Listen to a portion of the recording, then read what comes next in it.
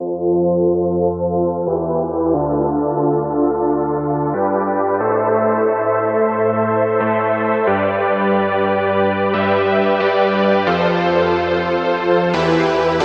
there, it's Stephanie Shea, Chief Astrologer for janspiller.com with your November astrological overview.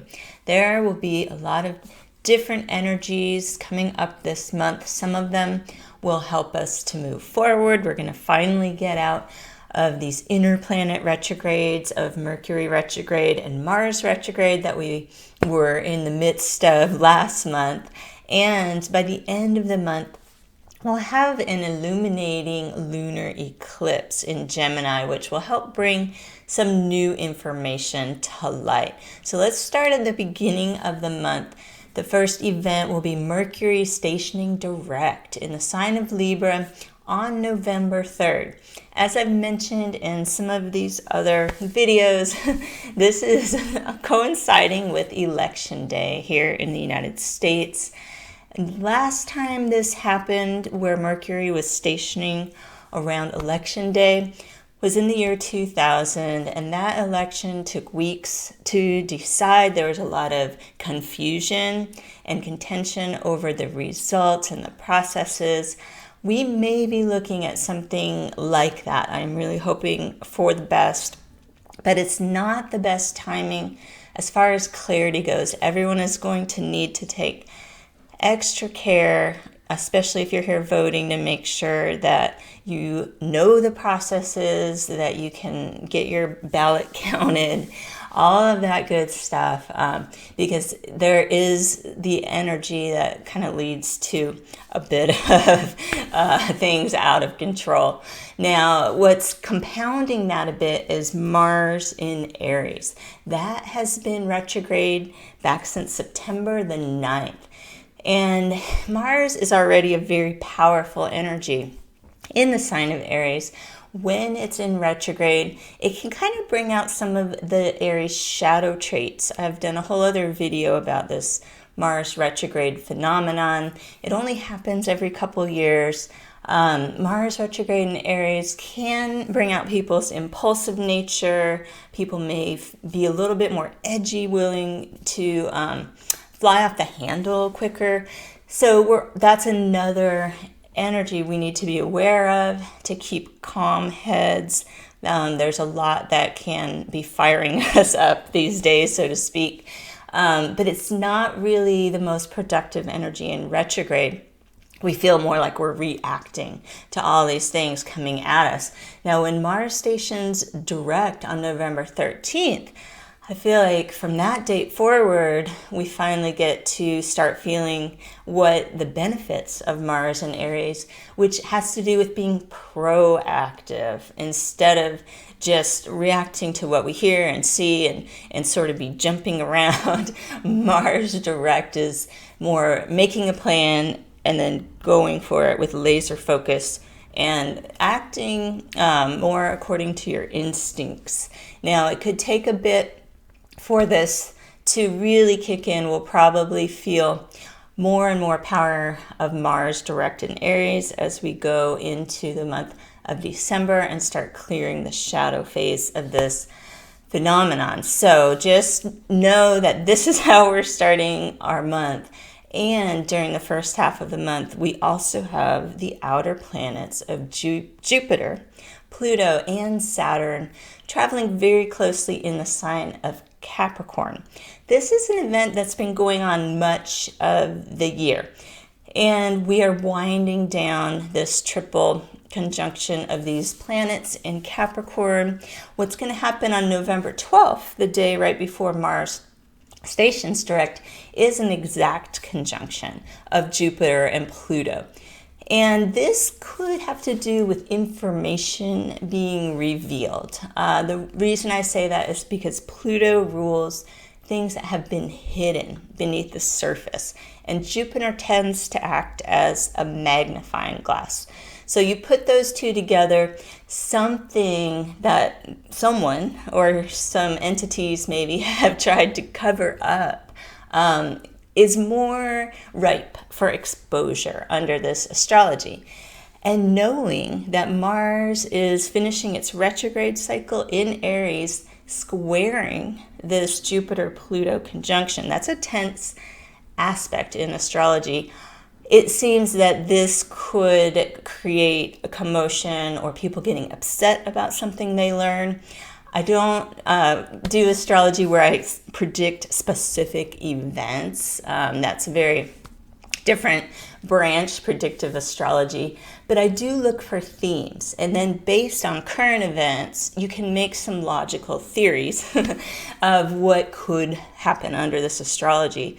Well, again, in the U.S., knowing this is our election season, something being revealed and people being angry about it, that could have to do with maybe the elections not being run correctly, or maybe something about one or both of the candidates. This is all being stirred up. I wish I had more optimistic election astrology, but I do feel that things get stirred up to be looked at for a reason. It's because there's things we need to fix. So I'm trying to focus on that piece of the astrology. Now, on November 15th, we get a Scorpio new moon. Now, guess what? Scorpio also rules things that have been hidden. Now, in the new moon energy, it's more about setting intentions for what you'd like to manifest or new beginnings of some sort. It can also be endings. So thinking about this in the big picture, it's definitely the beginning of a new cycle. We don't know what new cycle that will be yet, but again, it could be based on something that just got unearthed. And then in our personal lives, it really is about what do we want to cultivate in our lives to be more authentic, to not cover up our inner truth, but instead communicate with more integrity, create more intimate connections with others by talking about what's real. These are really good Scorpio new moon themes. And the good news is we're out of those inner planet retrogrades. You may want to go back and look at some of the intentions you set at the October new moon when we were in the retrogrades and see how you feel about those intentions. Is there anything you'd like to refine? Maybe some of them don't feel right anymore. It's a great time to review what you wrote last month. Now, the second half of November, we've got Jupiter and Saturn moving closer together, and they are starting to build towards their exact conjunction on December 21st of 2020. That's actually going to be at 0 degrees Aquarius. So they're finishing up their trip through Capricorn together. I see the Jupiter and Saturn conjunction differently than the energy of the Jupiter-Pluto. When I was describing Jupiter-Pluto, it was more about what's being unearthed, what's being exposed, what needs to be deconstructed. When I see Jupiter and Saturn, I think of building. There's still that magnifying energy of Jupiter, but when you combine it with Saturn, it's more about, okay, what are the pieces of the puzzle that we have here? What can we begin to build with now that we know what more about? We won't know everything, but at least know a little more about what is and isn't working. It feels a little more constructive. So that's something. And then when they come together exactly on December 21st in the sign of Aquarius, which is so innovative, that will really be ushering in a time of new ideas. Much of this year has been looking at the realities that we maybe weren't aware of or were just in denial of. And you can only look at the facts for so long before you want to come up with some ideas. Okay, what are we going to do about this? Well, that's what we're building towards as we head towards 2021. Now, the end of the month has some interesting astrology. Neptune is going to station direct on November 28th.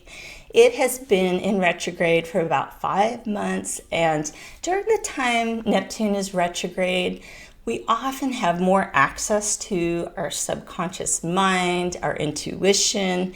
It's sort of a time, astrologers call it, that we can see behind the veil. We can get some spiritual downloads. When Neptune is direct, we're dealing more with our external world. It's really important to remember some of the things that have come to you during Neptune retrograde these past 5 months, because it can be easy to forget those realizations once Neptune stations.